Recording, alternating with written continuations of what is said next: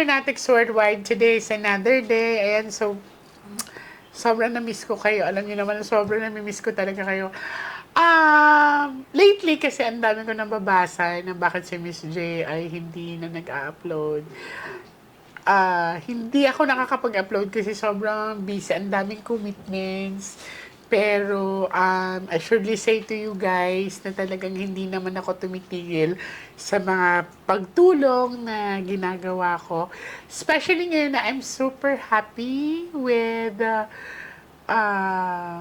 my new love life. Ayan, so nakikita nyo naman, nakakasubaybay kayo. Pero, abangan nyo rin kami kasi we have more surprises to come. Ayan. So, sa mga nag-aabang-abang, ang dami kasing katanungan, di ba ate? So, ngayon, mararanasan mo kung ano ang feeling ng babasahan ng Miss J. Costura. Ayan. Kailan birthday mo ate? April 10, 1969. Okay. Now, I just want to let you know that we do have 4 aces, but we do have a bad luck card. Okay. This is the bad luck card, ha? This is the only card that you need to avoid. Okay. Okay?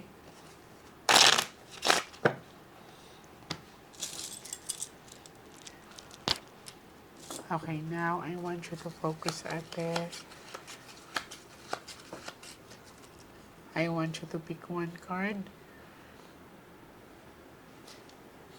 Get it, please. Thank you. So, ikaw to, ha? I'm hoping that this is a red card, okay?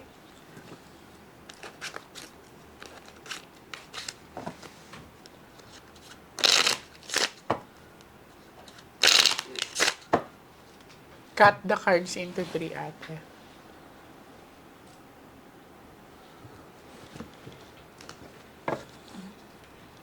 Now, I want you to focus. I want you to pick 7 cards of total. Lagay mo dito. Okay. Kayo ay magkakapamilya? Yes, daughter, son, daughter, nephews. So, ate, ikaw to sana pula. Okay, very good. I really like it. This is a positive energy, no? You're Queen of Diamond. When you say diamond kasi ate, matibay yan. So, ibig sabihin, hindi ka basta-basta. Ibig sabihin nito, ate, magaling ka magtago ng emotion mo. That's true. Pag titingnan ka ng ibang tao, you look okay. You know how to handle situation. Hindi nila halatang problemado ka. Yan. May bad luck card ka. So, it simply means si ate may nagpalipad hangin sa kanya. Ito po ang tinatawag na wishing a bad luck card. So, may gumawa na pala sa'yo before. May nag-try na. Okay? Babae ang gumawa sa'yo. Kakilala mo lang. Maaaring family members din to. Kilala ko yun. So, ayaw kang umangat, masama ang loob sa'yo. Yan. Kaya pala minsan talaga, pag may biyaya ka, ang hirap, nawawala, nauudlot. Basta ito, this is pinakauna kasi to. Ang pasalamat ko lang kasi sa cards niya is pabaliktad ang bad luck card. Papunta sa akin yung sharp object. Hindi papunta sa'yo.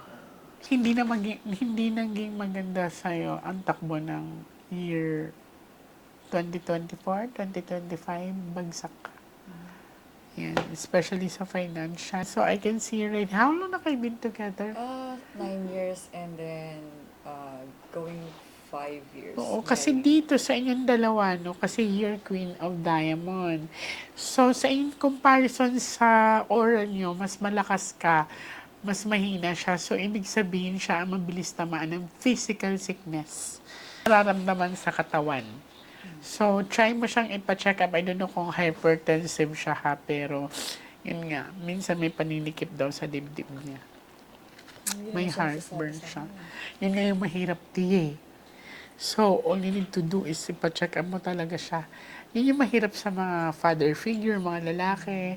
Hindi sila vocal sa nararamdaman nila. So, yun, kailangan ang ano mo, kamustahin talaga siya kasi madalas ang pagsakit ng ulo niya eh.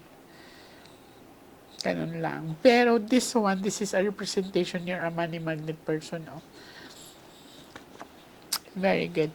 And also this one, ate, may asikasuhin kang documents. This is with regards with the property.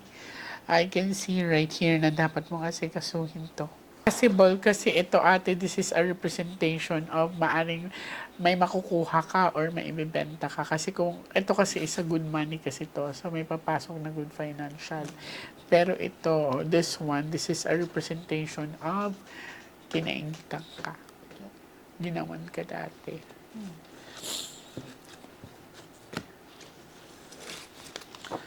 So, hindi ka nahiwalay before.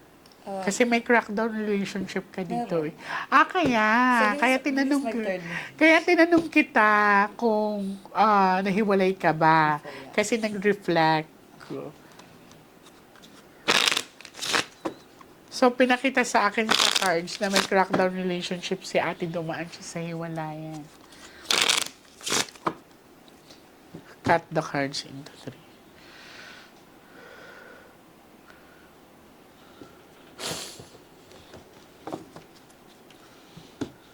Kuha ka ng 9 cards of total.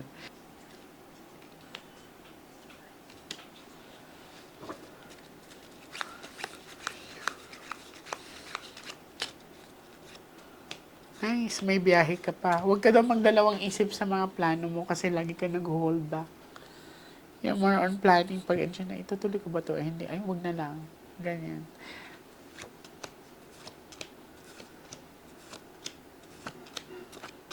Talagang tinatarget ka. Ang dami po pala talagang losses. Ang dami kasing itim. So, if makakabalik ka sa akin dito ng Friday, please do. Kung makakabalik ka kasi kikleansing kita sana. Yan. Kasi ang sabi dito, may biyahe ka. I don't know kung... Babalik ako sa Amerika. Okay. Very nice, di ba? Kasi dito, ang clear kasi, so si ate babalik pala ng Amerika. And sa kakasabi ko lang sa kanya, open ang travel line niya. And sana ate, bago ka makabalik doon, is maklans kita para tuloy-tuloy na yung biyaya. Is ha?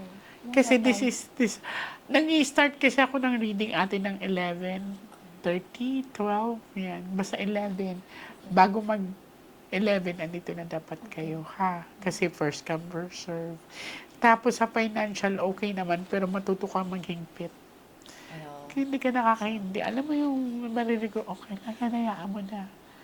Pwede ka rin sa food industry na business if you want, ha? yeah, that was, Yan. I'm planning to do that, but I don't get a chance. Don't plan it, do it. Hindi mo naman kailangan na malaking puhunan, bibi. Just think of it. It's a food industry. So, if in any case na wala ka dito, you can have a trusted person naman na pwede mag-handle yan. All you need to do is to monitor lang. Maganda ang barahan mo, kaya nga lang may gumagawa sa'yo. Meron nga, kilala ko. Huwag na natin magitin. Ano, yeah. Huwag na namin bagitin, pero humanda ka sa akin. Try lang.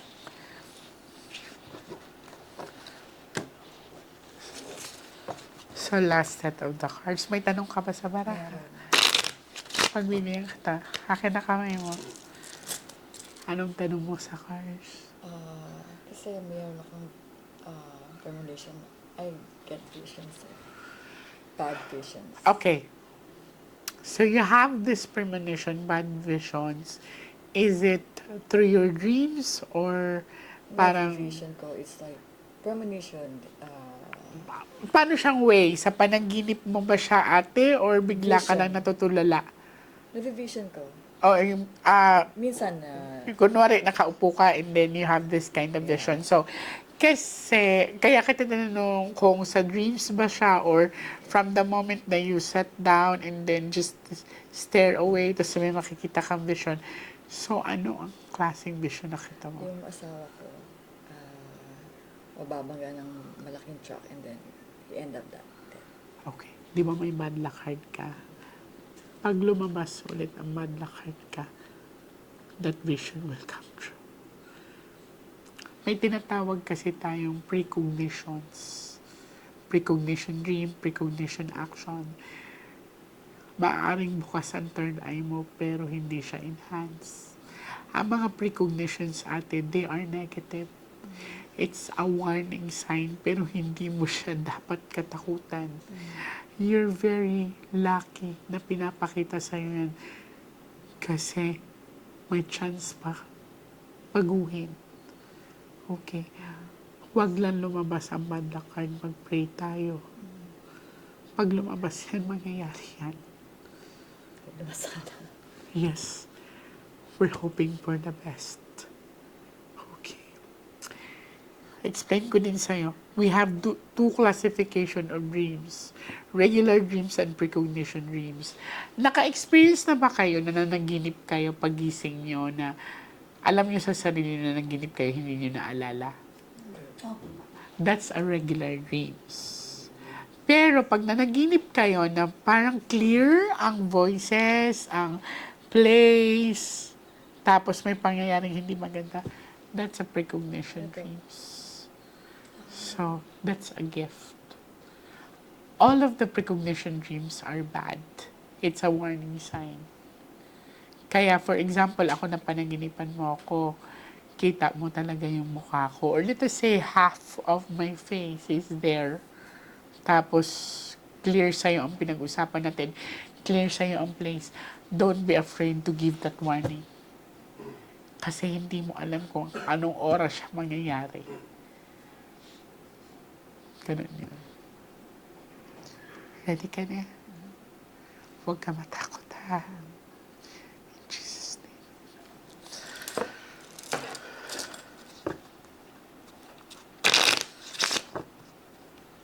Cut the cards into 3. Kuha ka ate ng last 12 cards.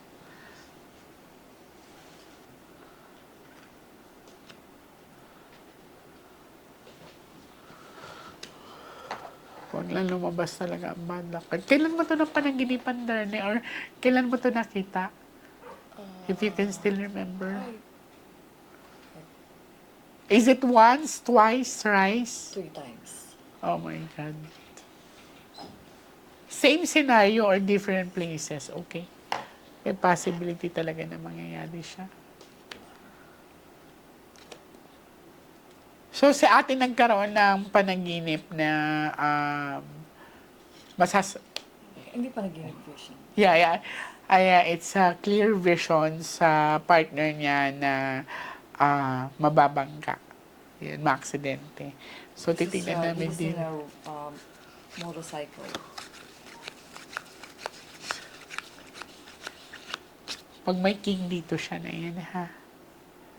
Okay. Pati ako kinakabahan. Flower. Oh. Okay, I have a question sa'yo, ate. Ikalma mo yung sarili mo, kaya natin baliin yon through cleansing. Okay? Hindi lumabas ang king, hindi din lumabas ang bad luck card. Pero, may pinakita sa akin dito. Nakunan ka ba dati? Okay, dyan mo makikita ng gifted ang nababasa sa'yo kasi mahirap makita ang nakaraan kaysa present. Kunang buo yung lalaki yun, darling. Kasi Jack siya. Okay, it's okay. That's fine. Magsindi ka na ng puting kandila sa altar. Kung meron kayong altar. Pag wala, you can visit a church if you have a time tomorrow or by the next day. It's like 2000.